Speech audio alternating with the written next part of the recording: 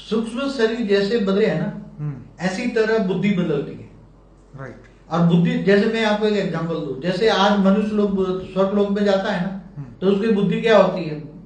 स्वर्ग लोक तो भोग लोक है ना, वहां भोग भोगते हैं ना देवताएं। मगर इससे ऊपर अगर चला जाता है, चौथे लोग, महालोक, जनलोक, तप लोक, आत्मा शरीर सूक्ष्म शरीर के साथ जाती है ना, वहां सूक्ष्म शरीर होता है। मगर जैसे भी ये विष्णुपुरी या शिवपुरी और परमधाम में चली जाती है, निराकार बन जाती है, तो निराकार में तुरंत उसको ज्ञान नहीं, पूरा निराकार ही संपूर्ण रूप है, वही पूर्ण ब्रह्म है। आत्मा का पूर्ण ब्रह्म स्वरूप जो कहते हैं ना, आत्मा का, क्योंकि जैसे बाप है वैसे बच्चे, तो तुम्हारा आत्माओं का रचयिता निराकार ही है।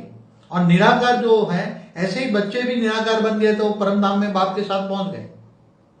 समझ में आया? वो कहते हैं ना ब्रह्मलीन, कोई ब्रह्मलीन में ऊपर में लीन नहीं होता, उसको ज्ञान इमर्ज हो जाता है। आत्मा निराकार बनती है तो संपूर्ण बाप समान बन जाती है, परमात्मा बन जाती है, आत्मा से परमात्मा बन जाती है। जैसे कहते हैं जीव से शिव बन जाते हैं, हम ब्रह्मास्मि, ब्रह्म स्वरूप बन जाती है। तो फिर उसको ज्ञान इमर्ज होता है, तो वो ज्ञान जो निराकारी, फिर वो आत्मा जब वो बोलता है मुझे महाशिव के पास जाना है, तो गैलेक्सी के सेंटर पॉइंट में जो उसको नॉलेज होता जाती है, तो वो वहां जाने के बाद उसकी बुद्धि पूरी नॉलेज बन जाती है, तो पूरी गैलेक्सी आकाश गंगा की नॉलेज आती है, तब उसका मन बदल गया। समझ में? मन बुद्धि, जब ये आत्मा, यही आत्मा जब देवलोक में थी या मनुष्य थी, यही आत्मा समझो मृत्यु लोक में थी, यही आत्मा देवलोक में थी, यही आत्मा ब्रह्मापुरी में गई, यही विष्णुपुरी, शिवपुरी, परमधाम में गई, और फिर बाद में वो गैलेक्सी में गई, तो उसकी बुद्धि विशाल बुद्धि हो गई। क्या हो गई जी? बुद्धि क्या हो गई? विशाल बुद्धि। तो संस्कार बदल गए ना, तो मन बदल गया। मन क्या हो गया? मन बोलता है नहीं, अभी तो और आगे जाना है, और आगे जाना है, और आगे जाना है। तो आत्मा के अंदर मन बदलने का कारण, आपकी बातों से बाबूजी अब ये बात समझ में आ रही है कि आत्मा को ये सूक्ष्म शरीर और कारण शरीर और स्थूल शरीर का साक्षी क्यों बताया, क्योंकि साक्षी तब होता है जब वो खुद वो नहीं होता। क्योंकि साक्षी तो वो तभी बन सकता है कि वो उससे अलग है। सूक्ष्म शरीर और कारण शरीर से आत्मा अलग है। आत्मा जो है, जब आपने बताया निराकारी थी, तब तो ना सूक्ष्म शरीर था ना कारण शरीर था।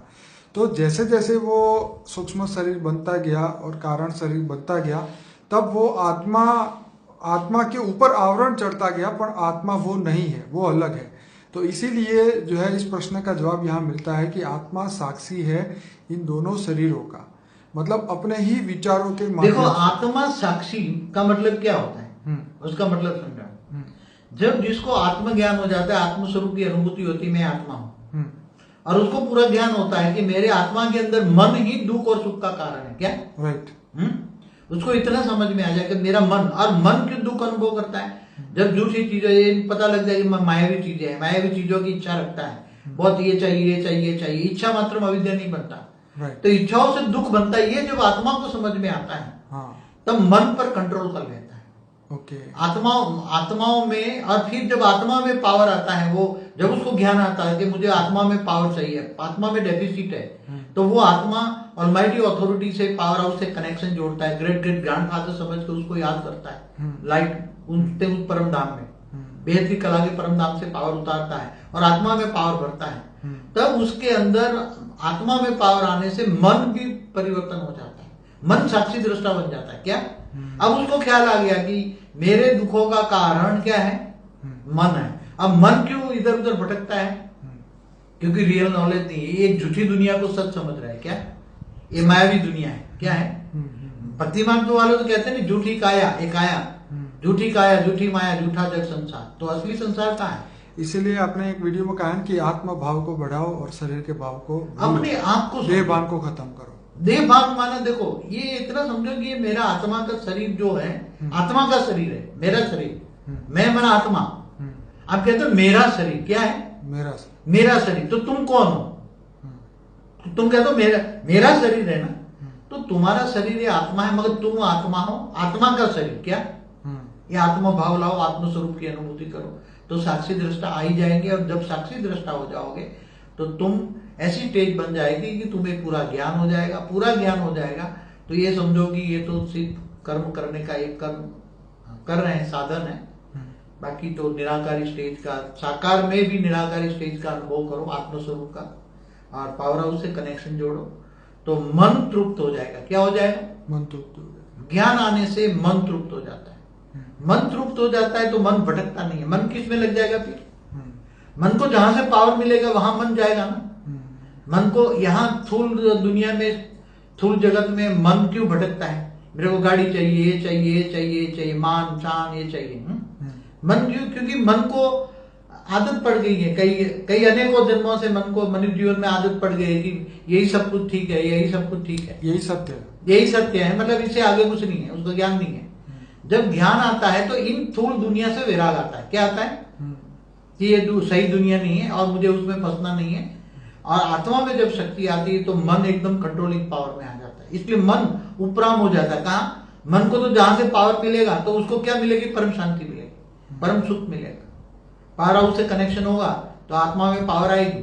पावर हाउस माना ऑलमाइटी अथॉरिटी से कनेक्शन जोड़ना। ऑलमाइटी अथॉरिटी का ज्ञान आया तो आत्मा में मन ऊपर चला जाएगा। अरे पावर से आ रही है तो फिर अर्थ की दुनिया से आत्मा को तो चाहिए ना। क्या चाहिए?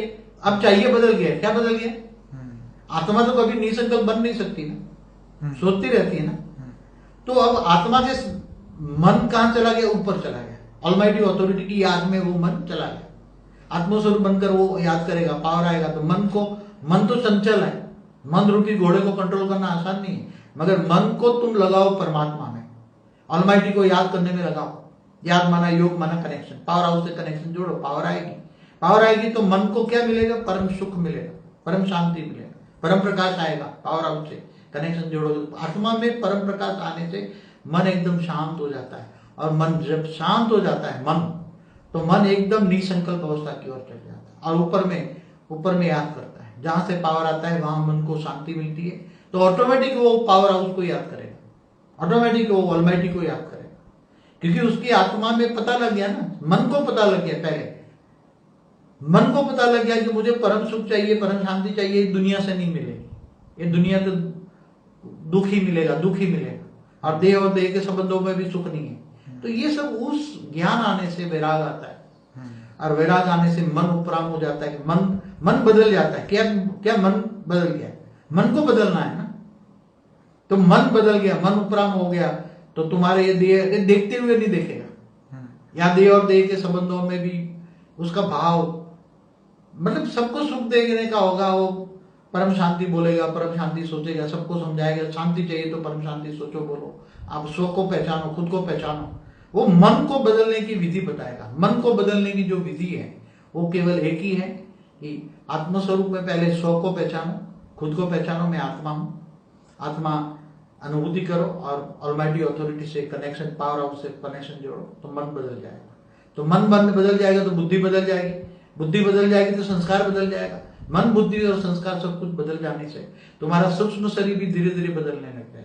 सूक्ष्म स्थूल शरीर में भी बदलने, धीरे धीरे बदलाव धीरे धीरे स्थूल शरीर पर भी आएगा, धीरे धीरे सूक्ष्म शरीर पर भी आएगा। एक दिन ऐसा आएगा कि आत्मा में पावर इतनी आ जाएगी तो कारण शरीर के अंदर, अगर हाई क्वालिटी आत्मा है तो महाकारण शरीर है उसके अंदर। कारण शरीर के अंदर भी महाकारण है और उसके अंदर परम महाकारण शरीर, वो जागरूक परम लाइट से भर जाएगा। और परम महाकारण शरीर जब परम लाइट से भर जाएगा तो वो परम लाइट की बॉडी हो जाएगी।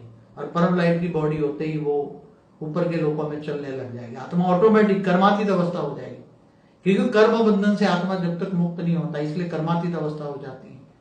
तो मन ही सबका कारण है। क्या? अब मन को बदलना है तो कैसे बदलो? इसलिए मन के कारण ही सूक्ष्म शरीर बदलता है। सूक्ष्म शरीर, स्थूल शरीर मन ही लाती है। तो मन को कंट्रोल